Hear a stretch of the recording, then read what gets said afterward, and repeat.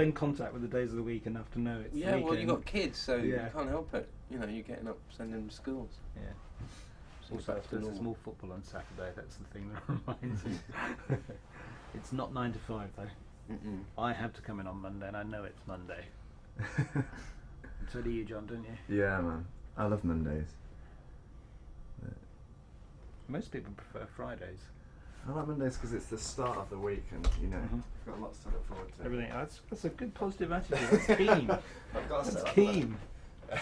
Just like the way you feel the first day in the studio, Tom. Yeah, every Monday is... Actually, no, that's true. Mondays are always better than Fridays. Wednesdays are the worst day, I find, because you're neither here nor Also, the there. whole nation now behaves appallingly on Friday. Friday is sort of binge day, isn't it? Yeah, it is in Oxford, that's for sure. Yeah, and it's sort of kind of gross now, I think, Fridays. Great. Well, I'm happy. So, Okay, and just we're- start rolling and I'll start talking. So we're rolling now, so you can go. Yeah. Tom, do you remember the first time you ever heard Neil Young's music? Yes, first time I heard it was when I was about 15, 16, and I sent a demo tape into a magazine, and they liked the tape, and they said, "This guy sounds like Neil Young," and I was like, "Who's Neil Young?" And I went and bought After the Gold Rush, and immediately, you know, fell in love with his voice, and I mean, it was, especially when you were 16, that era of music, the 73, 74, was just pretty extraordinary. The idea of the vocal harmonies and so on, but immediately I sort of identified with it straight on. What is it about the timbre, the quality of his voice? It's so distinctive. It's so unlike anybody else. What did you like about his voice? Well, the frailty thing is obviously appealing, and the register of it. You know, he especially during that period, he was really going high up, and he has this soft vibrato that nobody else does. But more than that, it was just his attitude to the way he laid the songs down. You know, not just After the Gold Rush, but everything was all about capturing a particular moment and saying what's on his mind, you know, but putting it in a way like it's sort of semi-abstract. And at the time, I was listening to lots of REM, and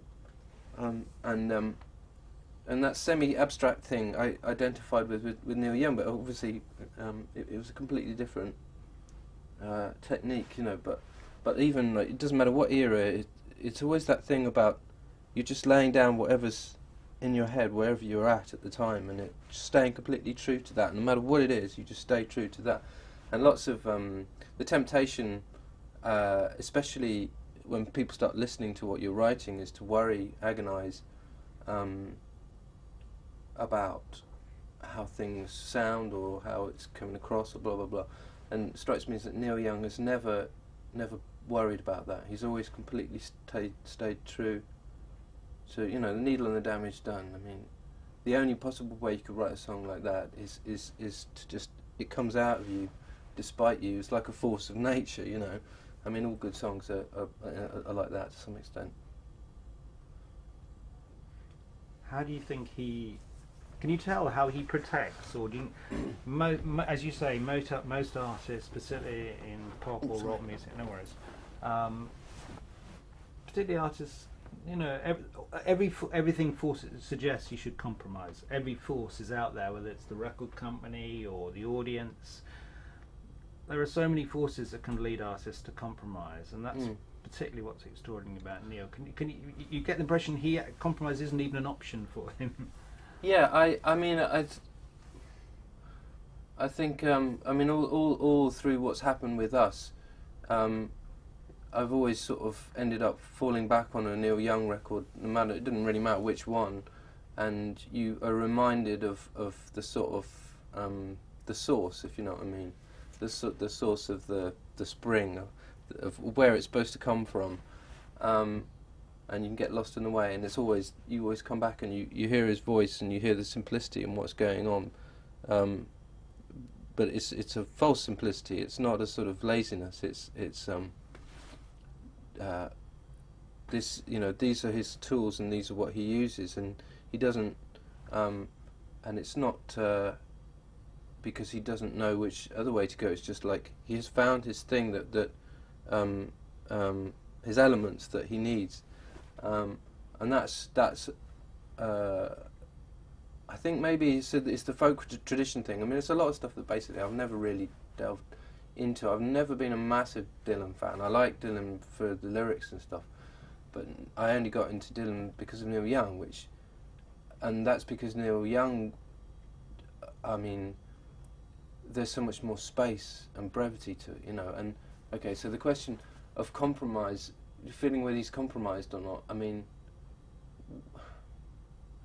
I think he it's out of necessity. He stays true to speaking as he sees it, and that's it. And the interesting thing is that I guess that's a folk tradition, and it's something that I've always identified with. Really, not that I really understand where it comes from, because he's my channel to that whole thing, I think it's also obstinacy, a real genuine He's obstinate. an artistic obstinacy. I mean. Yeah, okay. Well, I should imagine. I mean, like, in order to survive, to survive and stay true to what you're doing, you have to be completely obstinate, and you also have to be fiercely protective of whatever the force is that makes you right. And it's not something that you can buy, and it's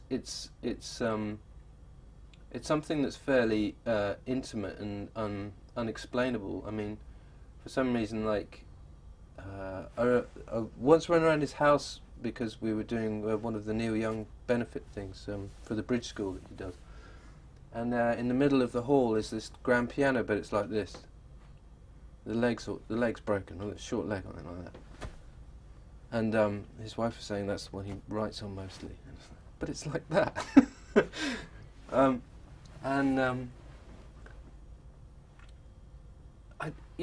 It's really easy if your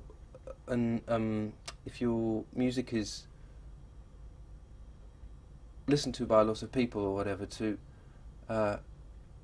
let your horizons sort of expand and expand and expand and take it all in. But he's done the exact opposite, where he's enclosed himself in a small area that within his work or whatever, and protected that, because he knows that's the thing that's going to keep him true to his art. I guess all artists try and do that, but I've always, to me, if he can get away with being so belligerent, then anybody can, really, because it's not in any way harmed his music. I don't know, it doesn't come across in the music either. The music is never.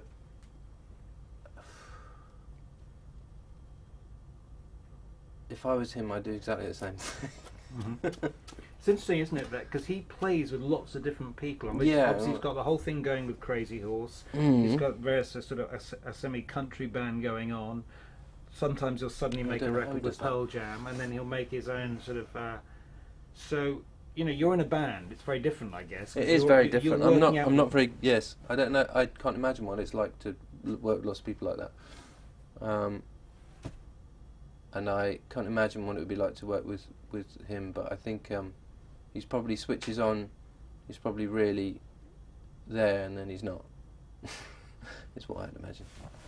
I think he hears the sound and he thinks, right, to make this sound, I've got to go and work with these people and make this kind of. Or he thinks, no, I've got to make a Crazy Horse, or I've got to be with those guys again. So, and he's almost impelled to make each record in turn, and suddenly he hears the sound in his head and has to follow it. Yes, I mean, but that's hearing a sound in your head and having to follow it is I guess the essence of all songwriting anyway. I can't really elaborate on that. Tell us about tell us about his bridge concerts and what they're like and what kind of feeling he engenders. Take my jacket off. Sorry, I'm quite hot. You're under the lights as well. Yeah. Is that going to be a problem with continuity? Not really, because I think Tom's bits will appear at different places. Yeah. Yeah. It's not all going to be solid, Tom. It'll be bits. Yeah, well, you could cut me with a jacket on and off, on and off. Oops, No, really. I think it's most important we're comfortable. Yeah, no, it is warm. I'm sorry. It starts cooking. confined space. Okay. Okay. Now, where were we? I was talking. I Bridge was asking school. about the bridge school and Okay. what sort of feeling those concerts have, and how much they're steered by Neil, and what people do. For Well, Neil. the bridge schools. It's a long-standing tradition as far as I can work out, and it was incredibly exciting to go and play it. Excuse me. It's like a sorry. Sorry, guys. This is just rust. Oh, on Is the it? jacket. Against your jacket. Yeah, Oh. it's really Oh, okay. sensitive. So I don't know. No, it wasn't very good anyway.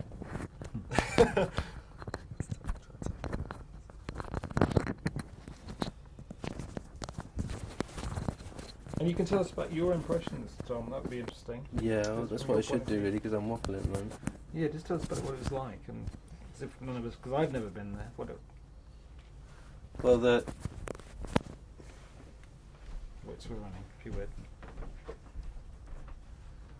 Yeah, Yeah. you running? Yeah, still going. when I went to play the bridge school concerts that he does, for some reason I had the balls to say to him, before the concerts there's an event in his house the night before, and it's really nice that he just invites everybody who's going to play to his house. I think that's really generous or whatever. And I asked him at the end of the evening, is it alright if I play after the Gold Rush?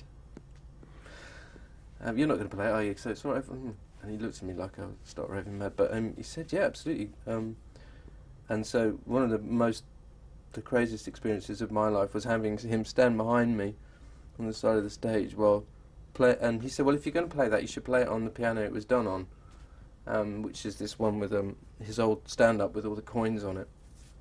So there I was on his piano playing his song desperately trying to remember the words in the right way.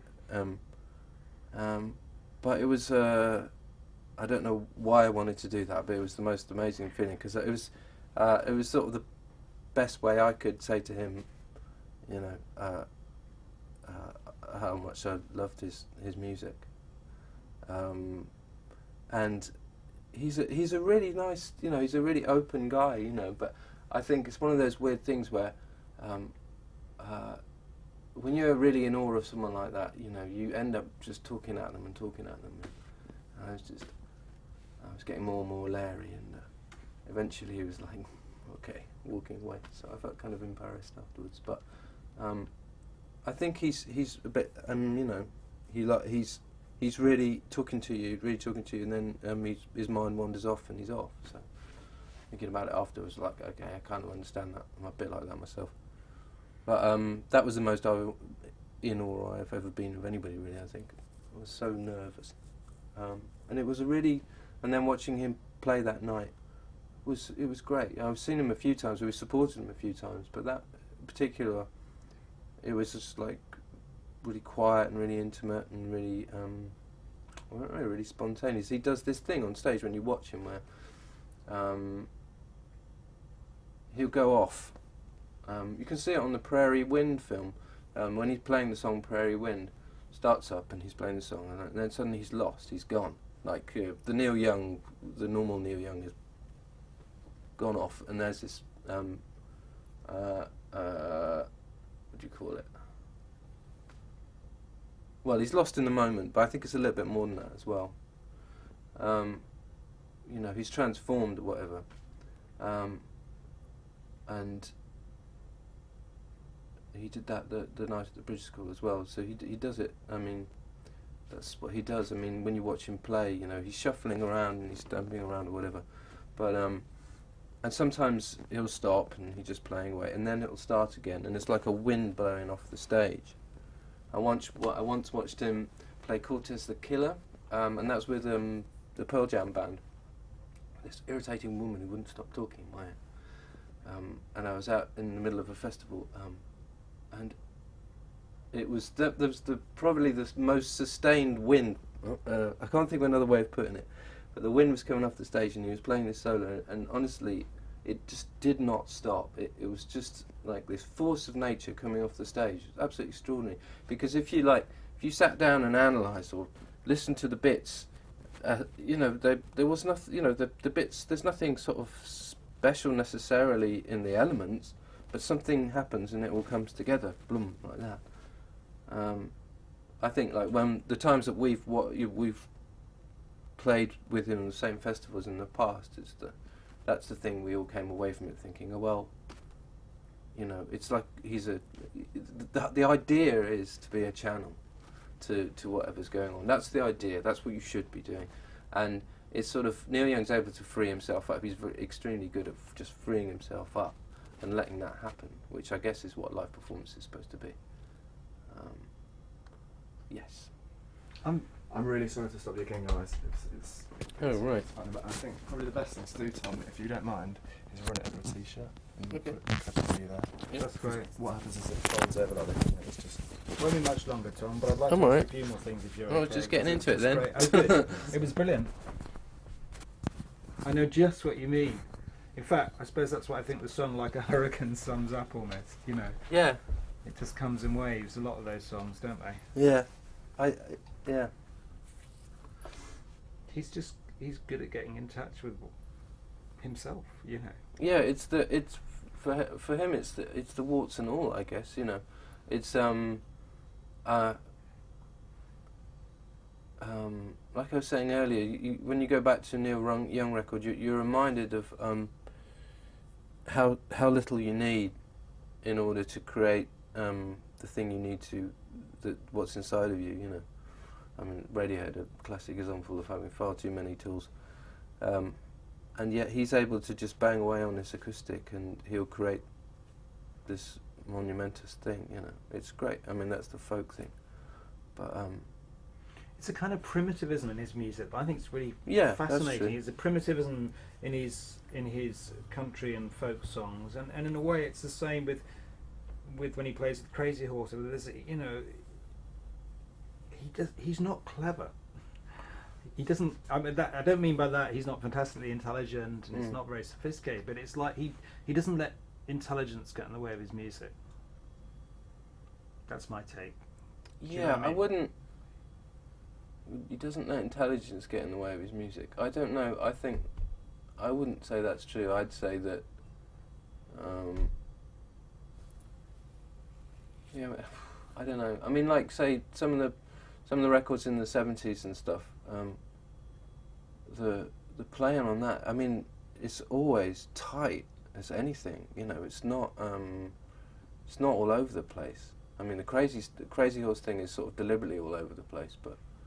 My favourite records in terms of the band records is always the 70s stuff, because he was using a lot of the sort of Motown aspect and like getting the really tight kick and bass, and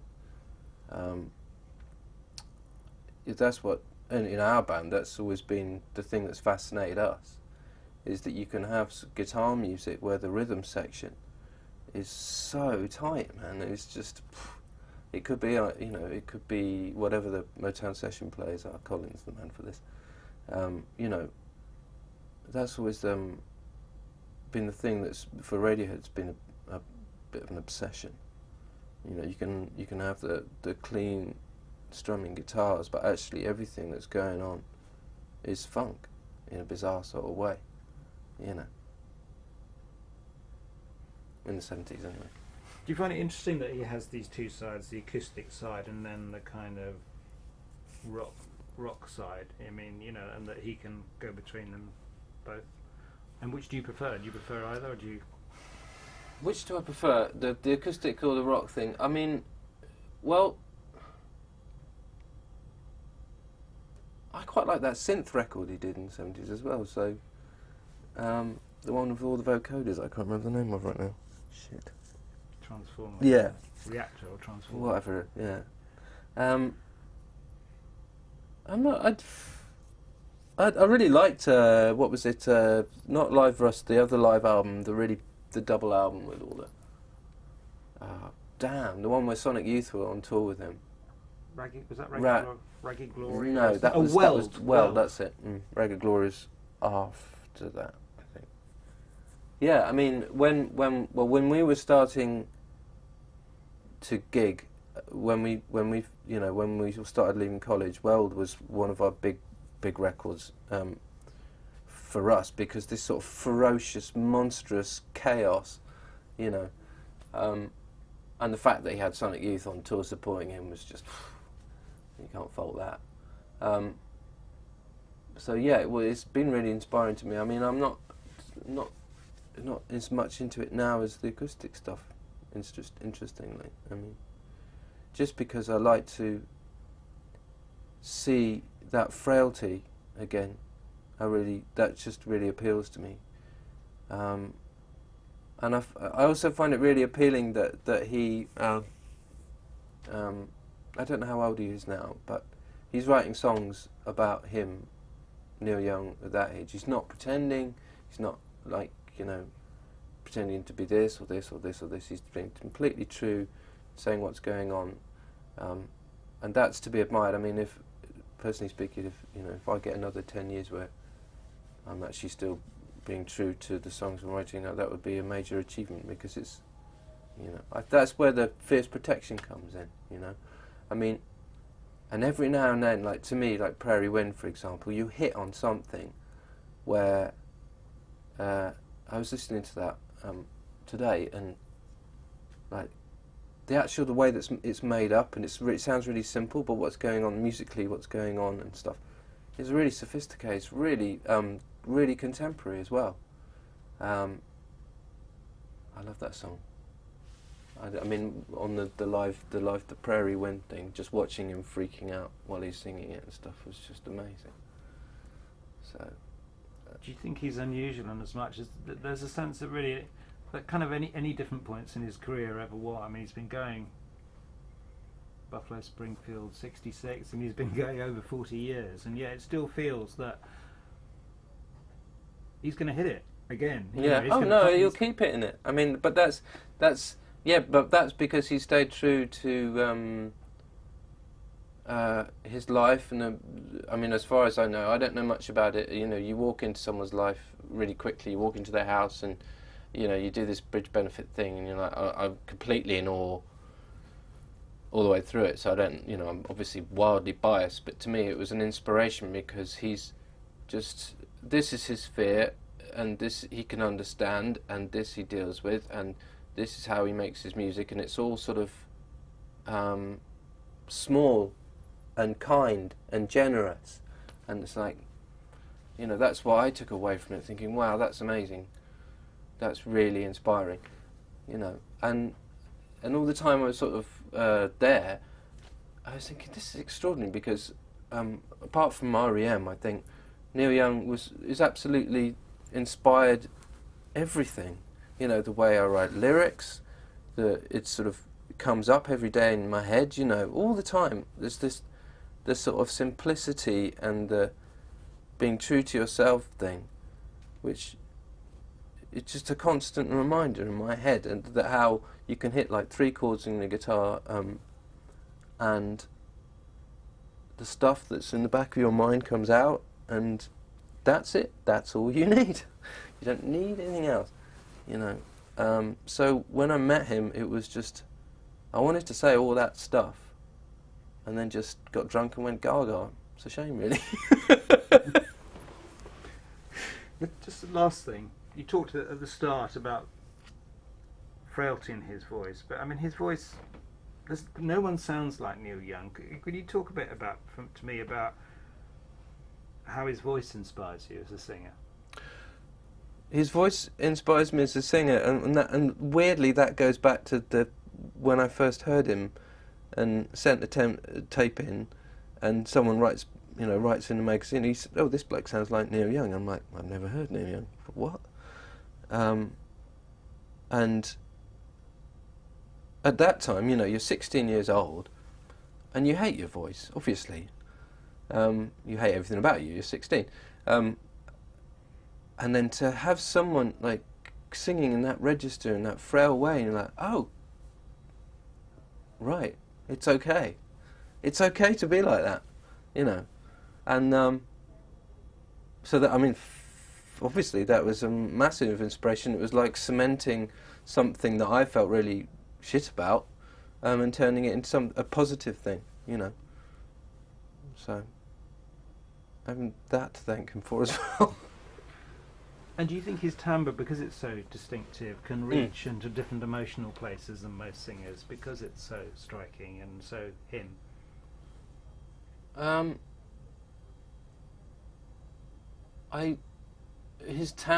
The tone of his voice, it affects people in a certain way. It's like any voice. When you discover your voice, it colours the way you're drawn into a song or whatever.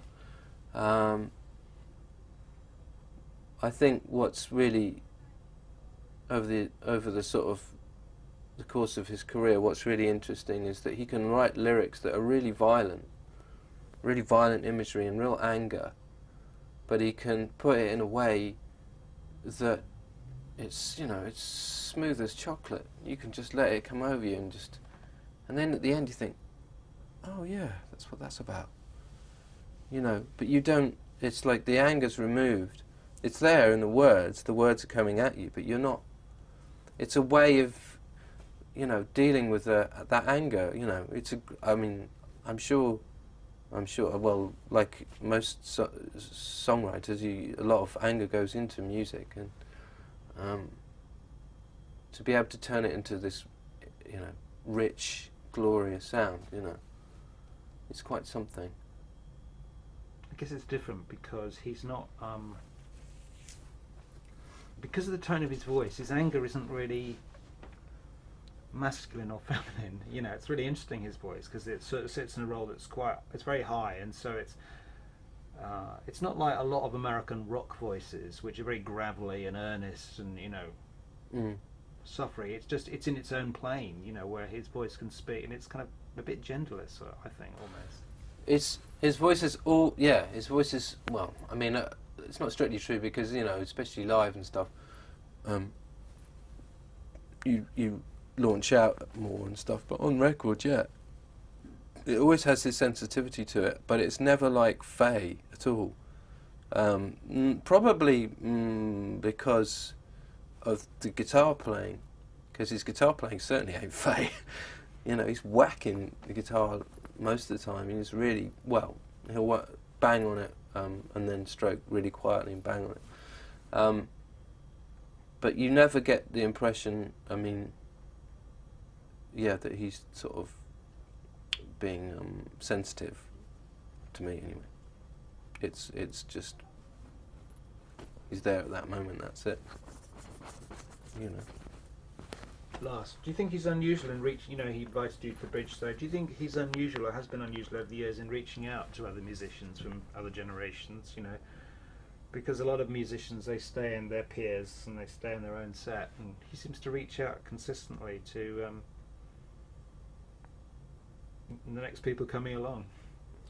Well, he stood at the bridge show. He stood, the one I was at. He stood at the side of the stage for virtually the whole of everybody's set, which was interesting because you watch people and they're all absolutely bricking themselves. Obviously, you would. And he was really, he was really kind to everybody and really open. I think the worst thing you can do as an artist is to shut down and not let that stuff come over you. If you truly love music, then you want to be shown other ways to go. You want, not least of which because it should, certainly with Neil Young, it should make more solid what make you realise how powerful what you do is, and I think he's obviously never been anyone who's threatened by anything new at all, which is great. That's if you're going to get old and you're going to go and carry on making music that's vital, then that's what you got to be like, you know. And he is. That's brilliant. Thank you so much, Tom. Thanks, man. I'm sorry, once I start, but I guess I get the impression Time's you're gone. kind of the same. I am, yeah, but Yeah. I got stuff fumbling, like, sort of, what I wanted to say was that bit in the middle where, like, when I met him, I didn't say anything to him at all, you know. Yeah, no, that was great. And I have to say, interviewing him was terrifying because I feel the same way, and I just had to be quiet. Yeah. And you know, of course, when you got a camera, you know that you shouldn't say too much. And my favourite bit when I interviewed him was right at the end, and I was talking to him about loyalty to and that he, you know, moved from player to player, and he said, you know, he started describing his career, and he said you know, it just comes in waves, and one moment you're down here and nobody's looking at you and nobody gives a shit and nothing matters, and then the next moment you're on the top of the wave and everybody's looking at you, and the thing is not to give a fuck which stage you're at. Yeah, and he was absolutely. really and he leaned forward to the camera when he was talking about it. And when I watched it back, he almost looked like a caveman at this point, you know, because you know